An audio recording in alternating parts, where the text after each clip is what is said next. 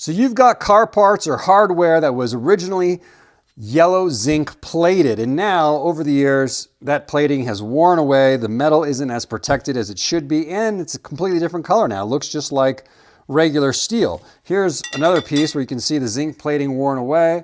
It was worn away and now it's starting to rust a little bit, and for reference you can see a little bit of that yellow zinc plating on the backside, and you want to restore that so that it looks like it used to when it was new. This beautiful gold, brass, copper color with reds and green tones in it, depending on how the light hits it. That's what we're going for. Can we do it with Rust-Oleum or Krylon or whatever brand of spray paint, just the cheap stuff at the hardware store? Can we get something that approximates this? I don't know. I don't have high hopes for it, but join me. We're going to give it a shot. Now, there is a kit that Eastwood sells made to do something similar to this. They call it a cadmium plating kit. And cadmium plating is a little different than zinc plating, but it's similar in the sense that it can have those red and green tones and a very brassy, gold, coppery kind of shade mixed in with just the yellows. And their kit has kind of a gold metallic and then a very, translucent type of red and green. So it comes with 3 spray paint cans, like a gold metallic and then kind of a translucent red and translucent green. And that's what you're supposed to do. You're supposed to hit everything with gold and then a little mist of red and a little mist of green. That's what the Eastwood kit has, and it's probably the best thing on the market right now. But it's like $75 and I'm not that invested into this project. So I went to the store today.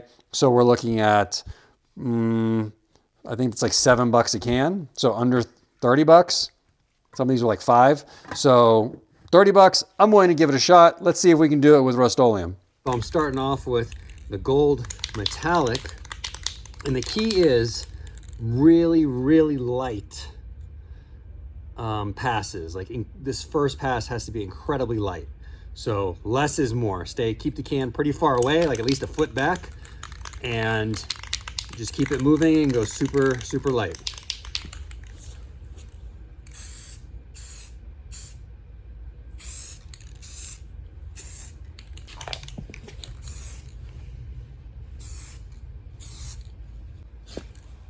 All right, and that's all I'm gonna do on this first pass. And now I'm gonna let it dry for 10 minutes. You know, I'm in Arizona, it's like 70 degrees, no humidity. Depending on where you are, if it's colder, more humid, you might need to extend that time, maybe 15, 20 minutes. And then we're gonna do the same thing. We're gonna give it another light coat. All right, so it's been 10 minutes. It's kind of dry to the touch. And as you can see, here's a bracket from the car. Here's this one tiny light coat. And it's already looking pretty good. Like, you don't want this paint to be on super thick. You want to be able to kind of see some of the underlying metal through it. In fact, what I could have done to make this look even better is shine up this part, like get rid of all this corrosion that had taken place on the metal, shine it up, and then none of that would be looking through. But at the same time, I've got all this old bracketry that's got that wear on it that I'm not going to shine up, and so I'm kind of matching it to it. But just know you have that option. If you're trying to make it look like brand new, I would say shine up your piece of metal, like polish it, then hit it with super light coats. You want some of that underlying silver to come through, because as you can see on like a plated piece, there's different patches. Like some areas it's lighter, some areas it's darker. Like it's like a rainbow in here, and that kind of gives it that effect. So one super light coat on this, and I'm happy with that. I'm gonna turn these over and do the other side.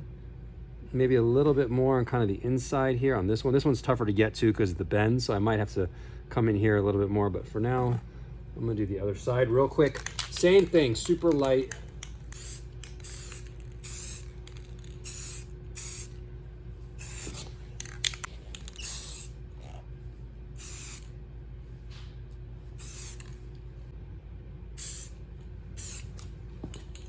So that's it for gold. Those look as gold as I want them to be. And now I'm gonna wait 30 minutes to an hour before we apply the color tint. All right, so this gold has been drying for about an hour, and now I'm going to start with the color tint. Now on my vehicle's brackets, the biggest color that really comes across is green. So this can vary from plating to plating, whereas this one you can see there's good amounts of red in here as well. So it's just going to vary, a lot of red on this side.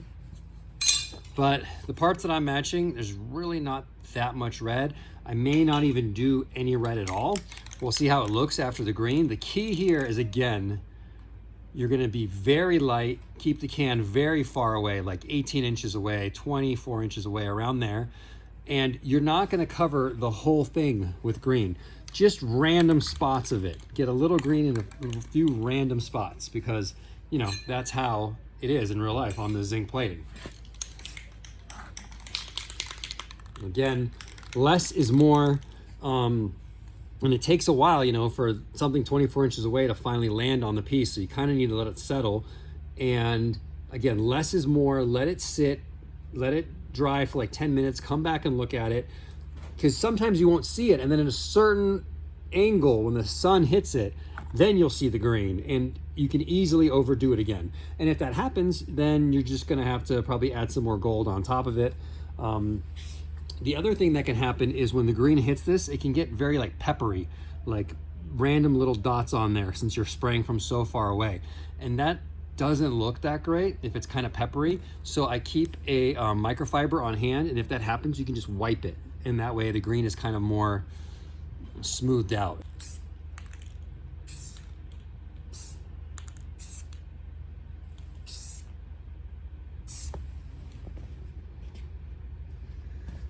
Okay, so that's all I'm gonna do of the green. We're just adding a tiny bit of tint to the gold, taking away kind of the yellow and adding that little bit of green spectrum to it.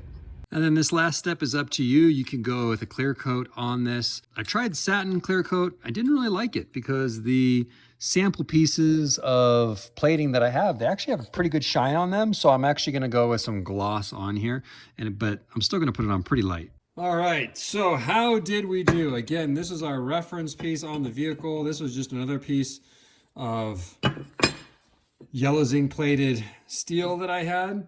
And you can see this one's way more red, whereas the stuff on the vehicle didn't really have a lot of red. It was mostly green. And so that's what I went for. I didn't end up using the red. It's just gonna depend on your zinc plating. If yours looks more like this, then you'll probably use the red tint. But how did we do? Well, let's check out. Look at that. I think that looks pretty damn good. I honestly wasn't expecting it to look that good. This one hardly has any green in it. It's definitely more golden. You can see some green at that angle, but there's that one. I think this one came out the best. Look at that. I mean, that's pretty damn close. So this came out way better than I expected. Once again, the keys to this project are incredibly light mists on this. The lighter, the better. If you're not okay with any splotchiness from like where the original zinc coating had kind of come off, these imperfections, then you're gonna want to polish up the steel nice and bright, get rid of all that, and then apply the light coats of gold. So just to summarize, you're going light coat of gold, one or two of those, about 10, 15 minutes apart. And then you're gonna let that dry for about an hour, 30 minutes to an hour, and then incredibly light coats of the green and or red. And I mean insanely light.